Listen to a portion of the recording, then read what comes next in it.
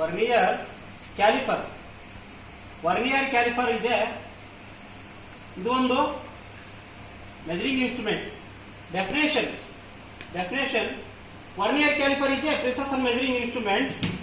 Vernier caliper is a precision measuring instruments. It is used to outside and inside depth of the linear dimensions in a job. ಅಂದ್ರೆ precision outside vernier caliper is precision measuring instruments. ಇದು ಒಂದು ಸೂಕ್ಷ್ಮವಾಗಿ ಅಳೆಯಲ್ಪಡತಕ್ಕಂತಹ ಒಂದು ಮಾಪನ. ಇದನ್ನ ಎದಕ್ಕೆ use ಮಾಡ್ತಾರಪ್ಪ ಅಂತಂದ್ರೆ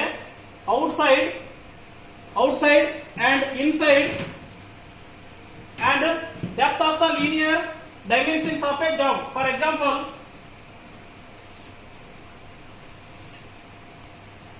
ಇದು ಒಂದು ರಾಡ್ ಅಂತಾರೆ, ರೌಂಡ್ ರಾಡ್.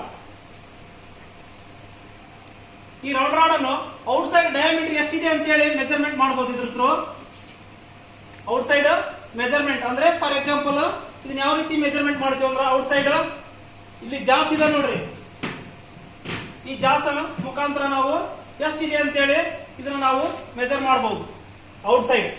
ಆಮೇಲೆ ನೆಕ್ಸ್ಟ್ ಒನ್ ಇನ್ಸೈಡ್ ಅಂದ್ರ ಇದ್ರ ಒಳಗಡೆ, ಈ ಒಳಗಡೆ ಇನ್ಸೈಡ್ ಇರ್ತಕ್ಕಂತ ಎಷ್ಟು ಸೈಜ್ ಇದೆ ಅಂತ ಹೇಳಿ ಇದನ್ನ ಕೂಡ ನಾವು ಮೆಜರ್ಮೆಂಟ್ ಮಾಡಬಹುದು. ಇದನ್ನ ಯಾವ ತರ ಮೆಜರ್ಮೆಂಟ್ ಮಾಡಬಹುದು ಅಂದ್ರೆ ಈ ತರ ಇನ್ಸೈಡ್ ಜಾಸ್ ಅಂತ ಬರ್ತಾವ ಇಲ್ಲಿ. ಈ ಇನ್ಸೈಡ್ ಜಾಸ್ ನಾವ್ ಏನ್ ಮಾಡ್ತೀವಿ, ಮೆಜರ್ಮೆಂಟ್ ಮಾಡ್ತೀವಿ.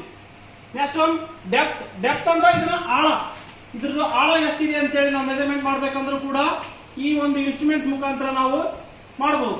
ಇದರ ಡೆಪ್ತ್ ಇದು ಎಷ್ಟಿದೆ ಅಂತ ಹೇಳಿ ಇಲ್ಲಿಂದ ನಾವು ಡೆಪ್ತ್ ಬಾರ್ ಅಂತಕ್ಕಂಥದ್ದು ಬರ್ತಿದ್ರಲ್ಲಿ ಆ ಡೆಪ್ತ್ ಬಾರ್ ಮುಖಾಂತರ ಇದನ್ನ ನಾವು ಎಷ್ಟಿದೆ ಸೈಜ್ ಅಂತ ಹೇಳಿ ಮೆಜರ್ಮೆಂಟ್ ಮಾಡಿ ನೋಡಬಹುದು.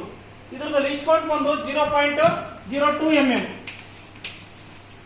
ಎಷ್ಟು ಲಿಸ್ಟ್ ಕೌಂಟ್? 0.02 mm ಅಂದ್ರೆ ಎಷ್ಟು ಮೈಕ್ರಾನ್ ಆಗುತ್ತಾ? 1 mm is equal to 1000 micron. ಹೌದಾ? 1 mm is equal to 1000 micron ಅಂದ್ರ 0.02 mm ಅಂದ್ರೆ ಎಷ್ಟಾಗುತ್ತೆ ಇದು? 0.02 mm ಅಂದ್ರೆ ಇದು 20 ಮೈಕ್ರಾನ್. ಎಷ್ಟಾಗುತ್ತೆ? 20 ಮೈಕ್ರಾನ್ ವರೆಗೆ ನಾವು ಇದನ್ನ ಮೆಜರ್ಮೆಂಟ್ ಮಾಡಬಹುದು. ಅಂದ್ರೆ ಇದನ್ನ ನಾವು ಎಲ್ಲಿ ಯಾವ ರೀತಿ ಮೆಜರ್ಮೆಂಟ್ ಮಾಡಬೇಕು ನೆಕ್ಸ್ಟ್ ಹೇಳ್ತೀನಿ ಮುಂದ. 0.02 mm ಇದ್ರ ಡಿಸ್ಕೌಂಟ್ ಎಷ್ಟು? 20 ಮೈಕ್ರಾನ್. Next one principle. ಇದ್ರದ್ದು ಪ್ರಿನ್ಸಿಪಲ್ ಅಂದ್ರ ತತ್ವ ಅಥವಾ ಸಿದ್ಧಾಂತ ಅಂತ ಹೇಳ್ತೀವಿ. ಇದು ಯಾವ ರೀತಿ ಇದ್ರ ಮೇಲೆ ಡಿಪೆಂಡ್ ಆಗಿರ್ತಪ್ಪ ಅಂದ್ರ it based on the principle of the different between two different scale. ಅಂದ್ರ ಮೇನ್ ಸ್ಕೇಲ್ ಮತ್ತು ವರ್ನಿಯರ್ ಸ್ಕೇಲ್ ಅಂತಕ್ಕಂಥ ಎರಡು ಸ್ಕೇಲ್ ಬರ್ತಾವ. ಇದ್ರ ಮೇಲೆ ಇದು ಡಿಪೆಂಡ್ ಆಗಿರುತ್ತ. ಪ್ರಿನ್ಸಿಪಲ್ ಅಂದ್ರೆ ಇದು ಮೇನ್ ಸ್ಕೇಲ್ ಮತ್ತು vernier scale. Next one parts of the vernier caliper. Next one parts. ಏನೇನ್ ಪಾರ್ಟ್ಸ್ ಬರ್ತಾ ಇದ್ರಲ್ಲಿ ಅಂದ್ರ ನಂಬರ್ 1 ಬೀಮ್ ಅಂದ್ರ ಇಲ್ಲಿದೆ ನೋಡ್ರಿ, ಇದಕ್ಕ ಈ ಪಾರ್ಟಿಗೆ ನಾವು ಬೀಮ್ ಅಂತ ಹೇಳ್ತೀವಿ. ಈ ಬೀಮ್. ನೆಕ್ಸ್ಟ್ ಒನ್ ಫಿಕ್ಸ್ಡ್ ಜಾ ಅಂದ್ರ ಅದು ಕ್ಯಾಲಿಫರ್ ಗೆ ಅಟ್ಯಾಚ್ ಆಗಿರುತ್ತೆ ಬೀಮ್ಗೆ, ಅದಕ್ಕ ಫಿಕ್ಸ್ಡ್ ಜಾ ಅಂತ ಹೇಳ್ತೀವಿ. ನೆಕ್ಸ್ಟ್ ಒನ್ ಸ್ಲೈಡಿಂಗ್ ಜಾ ಅಂದ್ರೆ ಇದು ಸ್ಲೈಡ್ ಆಗ್ತಾ ಇರ್ತಾ, ಮೂವ್ಮೆಂಟ್ ಆಗ್ತಾ ಇರುತ್ತೆ, ಇದಕ್ಕ ನಾವು ಸ್ಲೈಡಿಂಗ್ ಜಾ ಅಂತ ಹೇಳ್ತೀವಿ. ಆಮೇಲೆ ನೆಕ್ಸ್ಟ್ ಒನ್ ಇನ್ಸೈಡ್ ಜಾಸ್ ಅಂದ್ರೆ ಇಲ್ಲಿ ಮ್ಯಾಲೆ ಬರ್ತಾವ, ಇಲ್ಲಿದೆಯಲ್ಲ ಇನ್ಸೈಡ್ ಜಾಸ್ ಅಂತ ಹೇಳ್ತೀವಿ. ಇದು ಫಿಕ್ಸ್ಡ್ ಜಾ, ಇನ್ಸೈಡ್ ಜಾ. ಇನ್ನೊಂದು ಡೆಪ್ತ್ ಬಾರ್ ಅಂತ ಬರುತ್ತೆ. ಡೆಪ್ತ್ ಬಾರ್ ಅಂದ್ರೆ ಇದನ್ನ ಆಳ ಎಷ್ಟಿದೆ ಅಂತ ಹೇಳಿ ನಾವು ರೀಡಿಂಗ್ ನೋಡಬಹುದು. ಆಮೇಲೆ ನೆಕ್ಸ್ಟ್ ಒನ್ ಲಾಕಿಂಗ್ ಸ್ಕ್ರೂ ಅಂತ ಬರ್ತಾ, ಅಥವಾ ಕ್ಲಾಂಪಿಂಗ್ ಸ್ಕ್ರೂ ಅಂತ ಹೇಳ್ತೀವಿ, ಅಥವಾ ಲಾಕಿಂಗ್ ಸ್ಕ್ರೂ ಅಂತ ಹೇಳ್ತೀವಿ. ಇವು ಎದಕ್ಕೆ ಲಾಕ್ ಮಾಡ್ತೀವಿ ಅಂದ್ರೆ ಏನ್ ನಾವು ರೀಡಿಂಗ್ ನೋಡ್ತೀವೋ, ರೀಡಿಂಗ್ ನೋಡಿದ ತಕ್ಷಣ ಅದನ್ನ ಲಾಕ್ ಮಾಡ್ಕೊಳ್ಳೋದು. ಲಾಕ್ ಮಾಡಿದ್ರೆ ಆಮೇಲೆ ಇಲ್ಲಿ ನಾವು ಎಷ್ಟಿದೆ ಅಂತೇಳಿ ಆಮೇಲೆ ರೀಡಿಂಗ್ ಈಸಿಯಾಗಿ ನೋಡಬಹುದು. ಅದಕ್ಕೆ ಲಾಕಿಂಗ್ ಸ್ಕ್ರೂ ಅಂತ ಹೇಳ್ತೀವಿ ಅಥವಾ ಕ್ಲಾಂಪಿಂಗ್ ಸ್ಕ್ರೂ ಅಂತ ಹೇಳ್ತೀವಿ. ನೆಕ್ಸ್ಟ್ ಒನ್ ಥಂಬ್ ಸ್ಕ್ರೂ ಅಂತ ಬರ್ತಾ, ಥಂಬ್ ಸ್ಕ್ರೂ ಅಂತ ಹೇಳಿ ಇಲ್ಲಿರ್ತಾ, ಥಂಬ್ ಸ್ಕ್ರೂ ಅಥವಾ ಸ್ಲೈಡಿಂಗ್ ಹೆಡ್ ಅಂತ ಹೇಳ್ತಾರ. ಥಂಬ್ ಸ್ಕ್ರೂ ಅಂದ್ರ ಆ ಒಂದು ಎಬ್ಬಟ್ ಅಂತ ಏನ್ ಹೇಳ್ತೀವಲ್ಲ, ಆ ಎಬ್ಬಟ್ ಮುಖಾಂತರ ನಾವು ಅದನ್ನ ಮೂವ್ಮೆಂಟ್ ಮಾಡಿ ಫೈನ್ ಅಡ್ಜಸ್ಟ್ಮೆಂಟಿಂಗ್ ಅಂತ ಹೇಳ್ತೀವಿ. ಆ ಫೈನ್ ಅಡ್ಜಸ್ಟ್ಮೆಂಟಿಂಗ್ ನಾವು ಅಡ್ಜಸ್ಟ್ಮೆಂಟ್ ಮಾಡ್ಕೊಂತೀವಿ. ಅಂದ್ರ ಆಲ್ರೆಡಿ ಲಾಕ್ ಆಗಿರ್ತೈತಿ ಸ್ಕ್ರೂ, ಏನ್ ನಾವು ರೀಡಿಂಗ್ ನೋಡಿರ್ತೀವಿ ಅದನ್ನ ಇಲ್ಲಿ ಫೈನ್ ಅಡ್ಜಸ್ಟ್ಮೆಂಟಿಂಗ್ ಸ್ಕ್ರೂ ಮುಖಾಂತರ ನಾವು ಥಂಬ್ ಸ್ಕ್ರೂ ಮುಖಾಂತರ ಅಡ್ಜಸ್ಟ್ಮೆಂಟ್ ಮಾಡ್ಕೊಂತೀವಿ. ನೆಕ್ಸ್ಟ್ ಒನ್ ಅಡ್ಜಸ್ಟೇಬಲ್ ನಟ್ ಅಂದ್ರ ಏನಿದೆ ಇದು ರೀಡಿಂಗ್ ಇರ್ತಲ್ಲ, ಇದನ್ನ ಸ್ವಲ್ಪ ಮೈನರ್ ಆಗಿ ಅಡ್ಜಸ್ಟ್ಮೆಂಟ್ ಮಾಡ್ಕೋಬಹುದು. ಅಡ್ಜಸ್ಟಿಂಗ್ ಸ್ಕ್ರೂ ಅಂತ ಹೇಳ್ತೀವಿ ಇದಕ್ಕೆ. ನೆಕ್ಸ್ಟ್ ಒನ್ ಇದು ಕ್ಯಾರಿಯರ್ ಅಂದ್ರೆ ಇಲ್ಲಿ ಅಡ್ಜಸ್ಟಿಂಗ್ ಸ್ಕ್ರೂ ಅಂತ ಏನ್ ಹೇಳ್ತೀವಲ್ಲ, ಆ ಸ್ಕ್ರೂ ಕುಂದ್ರಕ ಒಂದು ಕ್ಯಾರಿಯರ್ ಮಾಡಿರ್ತಾರ, ಅದು ಕ್ಯಾರಿಯರ್ ಅಂತ ಹೇಳ್ತೀವಿ. Next one main scale. ಇದರಲ್ಲಿ ಮೇನ್ ಸ್ಕೇಲ್ ಮತ್ತು ವರ್ನಿಯರ್ ಸ್ಕೇಲ್ ಅಂತಕ್ಕಂಥ ಎರಡು ಸ್ಕೇಲ್ ಬರ್ತವೆ. ಯಾವುದು? ಮೇನ್ ಸ್ಕೇಲ್ ಮತ್ತು vernier scale. Main scale value ಎಷ್ಟಿರುತ್ತೆ ಇದರಲ್ಲಿ? Main scale division value 1 mm. Main scale division value 1 mm. ಇನ್ನೊಂದು vernier scale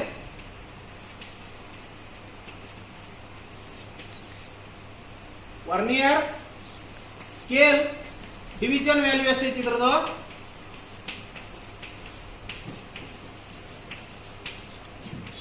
vernier scale division value 0.02 mm.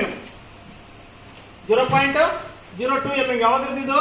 Vernier scale division value 0.02 mm ಅಂದ್ರೆ 20 micron ಇರ್ತದೆ. ಇದು total vernier scale ಎಷ್ಟಿರ್ತಾವ? 0 to 49 divisions ಇರ್ತಾವ. ಎಷ್ಟಿರ್ತಾವ? 0 to 49 divisions. 0 to 49 divisions ಅಂದ್ರ totally 50 lines ಇರ್ತಾವ. 0 to 49 divisions ಅಂತ ಹೇಳ್ತೀವಿ. ಅಂದ್ರ 0 to 49 ಡಿವಿಷನ್ಸ್ ಅಂದ್ರ one line to other line distance middle value ಏನ್ ಇರ್ತೈತಲ್ಲ ಅದು ಎಷ್ಟಿರ್ತ? 20 ಮೈಕ್ರಾನ್ ಇರ್ತೈತಿ. ಯಾವ್ದ್ರಲ್ಲಿ? ವರ್ನಿಯರ್ ಸ್ಕೇಲ್ ಅಲ್ಲಿ. One line to other line distance. ಅಂದ್ರ ಫಾರ್ ಎಕ್ಸಾಂಪಲ್ ಇಲ್ಲಿಂದ ಇಲ್ಲಿಗೆ ಎಷ್ಟಿರ್ತಿದ್ರ ವ್ಯಾಲ್ಯೂ? 20 ಮೈಕ್ರಾನ್. ಯಾವ್ದ್ರಲ್ಲಿ? ವರ್ನಿಯರ್ ಸ್ಕೇಲ್ ಅಲ್ಲಿ, ವರ್ನಿಯರ್ ಕ್ಯಾಲಿಪರ್ ವರ್ನಿಯರ್ ಸ್ಕೇಲ್ ಅಲ್ಲಿ. ನೆಕ್ಸ್ಟ್ ಒನ್ ಮೇನ್ ಸ್ಕೇಲ್ ಎಷ್ಟಿರ್ತ ಅಂದ್ರ one line to other line distance value ಇಲ್ಲಿ ಇದು 1 mm ಇರ್ತೈತಿ. Main scale value ಎಷ್ಟಿರ್ತ? Vernier scale ಅಲ್ಲಿ 1 mm ಇರ್ತೈತಿ. ವರ್ನಿಯರ್ ಸ್ಕೇಲ್ ವ್ಯಾಲ್ಯೂ ಎಷ್ಟಿರ್ತ? One line to other line distance middle value ಎಷ್ಟಿರ್ತ? 20 ಮೈಕ್ರಾನ್ ಇರ್ತ. 20 ಮೈಕ್ರಾನ್ ಅಂದ್ರ 0 to 49 ಅಂದ್ರ 50 ಡಿವಿಷನ್ಸ್ ಆಗ್ತಾವ. 50 ಡಿವಿಷನ್ಸ್ ಅಂದ್ರ ಅಲ್ಲಿಗೆ ಒಂದು ಡಿವಿಷನ್ ವ್ಯಾಲ್ಯೂ ಎಷ್ಟಾದಂಗ ಆಯ್ತು? 20 ಮೈಕ್ರಾನ್. 20 ಮೈಕ್ರಾನ್ ಅಂದ್ರ 50 ಡಿವಿಷನ್ಸ್ ಎಷ್ಟಾಗುತ್ತದು? 50 ಡಿವಿಷನ್ಸ್ಗೆ ಹಾಫ್ mm.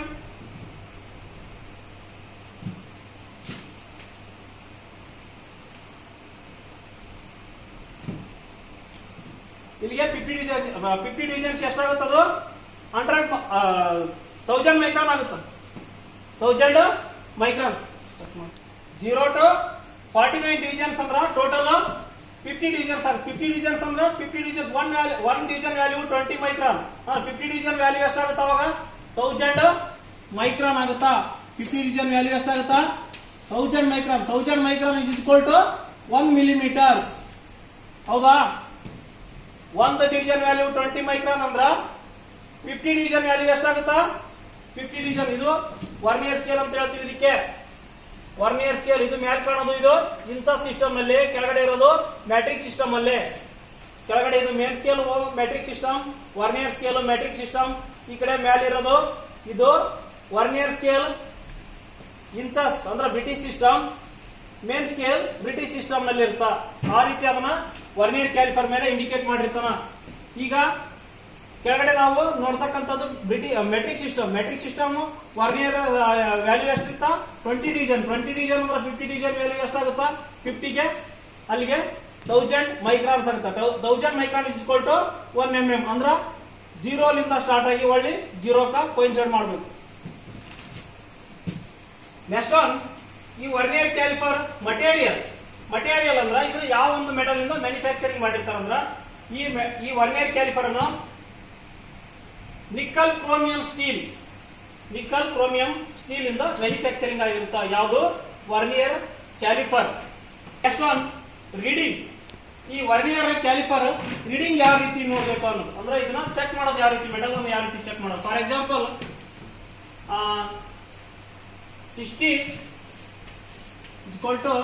56 ಮಿಲಿಮೀಟರ್ಸ್. ಇದನ್ನ ನಾವು ರೀಡಿಂಗ್ ಅಲ್ಲಿ ನೋಡ್ಬೇಕಾದ್ರೆ ಫಸ್ಟ್ ಒಂದು ಲೈನ್ ಡಯಾಗ್ರಾಮ್ ಯಾವ ರೀತಿ ಬರ್ತಿದ್ರು ನೋಡೋಣ. 60 56 ಮಿಲಿಮೀಟರ್ಸ್. ಅದ್ರದ್ದು ಮೇನ್ ಸ್ಕೇಲ್ ಡಿವಿಷನ್ ನಾವು ಎಷ್ಟು ಪಾಸ್ ಮಾಡಬೇಕು? 60 mm. ಮೇನ್ ಸ್ಕೇಲ್ ಡಿವಿಷನ್ ಎಷ್ಟು ಪಾಸ್ ಮಾಡಬೇಕು? 60 mm.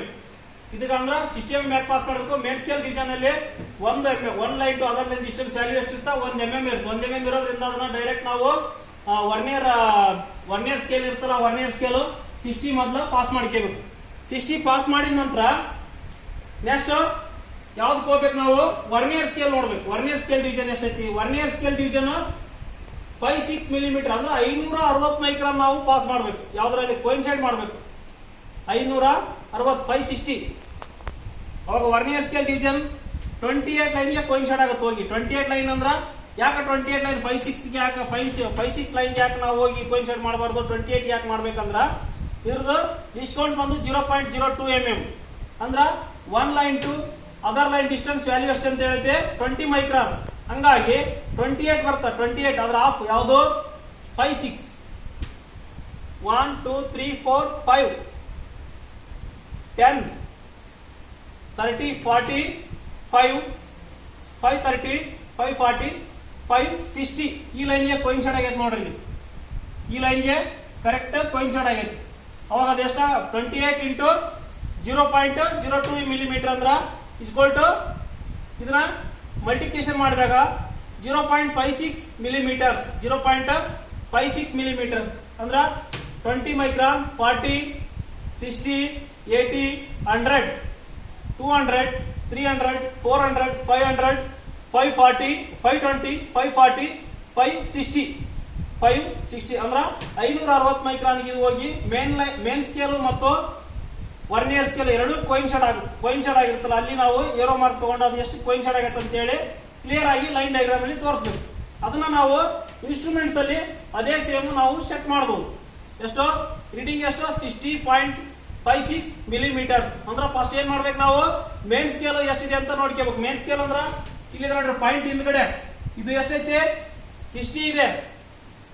ಮತ್ತೆ ನಾವು ಇದನ್ನ 60 ಮೇನ್ ಸ್ಕೇಲ್ ಅಲ್ಲಿ ಪಾಸ್ ಮಾಡ್ಕೋಬೇಕು. ಅಂದ್ರ ವರ್ನಿಯರ್ ಸ್ಕೇಲ್ ಅನ್ನು ಮೂವ್ ಮಾಡಿ 60 ಪಾಸ್ ಮಾಡಿಕೊಂಡ್ರ ಅಲ್ಲಿ 60 ಪಾಸ್ ಆದ ನಂತರ ನೆಕ್ಸ್ಟ್ ಏನ್ ಮಾಡ್ಬೇಕು? ನಾವು ವರ್ನಿಯರ್ ಸ್ಕೇಲ್ ಎಷ್ಟಿದೆ ಅಂತ ನೋಡ್ಕೋಬೇಕು. ವರ್ನಿಯರ್ ಸ್ಕೇಲ್ ಎಷ್ಟಿದೆ?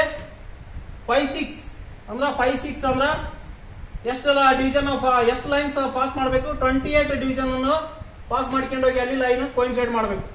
ಅಂದ್ರ 28 ಯಾಕೆ ಮಾಡ್ಬೇಕಂದ್ರ ಇದ್ರದ್ದು 0.02 mm ಅಂದ್ರ ಒಂದು line to other line distance value ಎಷ್ಟೈತೆ? 20 ಮೈಕ್ರಾನ್. ಯಾಕೆ 20 ಮೈಕ್ರಾನ್ ಇರುತ್ತೆ ಅಂದ್ರೆ ಅದ್ರ ಡಿಸ್ಕೌಂಟ್ ಬಂದು 0.02 mm. ಇದ್ರ ಡಿಸ್ಕೌಂಟ್ ಎಷ್ಟು? Vernier ಕ್ಯಾಲಿಪರ್ದು 0.02 mm. 0.02 mm ಅಂದ್ರ ಅದ್ರದ್ದು ಮೈಕ್ರಾನ್ ಎಷ್ಟಾಗುತ್ತಾ? ಒಂದು 20 ಮೈಕ್ರಾನ್. ಮೈಕ್ರಾನ್ ಅಲ್ಲಿ ನೋಡಿದಾಗ ಎಷ್ಟಾಗುತ್ತಾ? 20 ಮೈಕ್ರಾನ್. ಇದು mm ಅಲ್ಲಿ ಹೇಳಿದಾಗ 0.02 ಮಿಲಿಮೀಟರ್ಸ್ ಅಂತ ಹೇಳ್ತೀವಿ. ಮೈಕ್ರಾನ್ ಅಲ್ಲಿ 20 ಮೈಕ್ರಾನ್ ಅಂತ ಹೇಳ್ತೀವಿ. ಇದು ಇಷ್ಟು. ಫಸ್ಟ್ ನಾವು ಮೇನ್ ಸ್ಕೇಲ್ ಪಾಸ್ ಮಾಡಿದ್ವಿ, ಆಮೇಲೆ ವರ್ನಿಯರ್ ಸ್ಕೇಲ್ ಪಾಸ್ ಮಾಡಿದ್ವಿ. ಮೇನ್ ಸ್ಕೇಲ್ ಅಲ್ಲಿ ಮಾಡಿದ್ವಿ. ಮೇನ್ ಸ್ಕೇಲ್ ಹೋಗಿ ವರ್ನಿಯರ್ ಸ್ಕೇಲ್ ಮುಖಾಂತರ ವರ್ನಿಯರ್ ಸ್ಲೈಡಿಂಗ್ ಮುಖಾಂತರ ಹೋಗಿ ನಾವು 60 ಪಾಸ್ ಮಾಡಿಕೊಂಡು ನೆಕ್ಸ್ಟ್ ವರ್ನಿಯರ್ ಸ್ಕೇಲ್ ಅಲ್ಲಿ 56 ಅಂದ್ರ 560 ಮೈಕ್ರಾನ್ ಕೋಯಿನ್ಸೈಡ್ ಮಾಡಿ ಅದನ್ನ ಅಲ್ಲಿಗೆ ನಾವು ರೀಡಿಂಗ್ ನೋಡಿದ್ವಿ.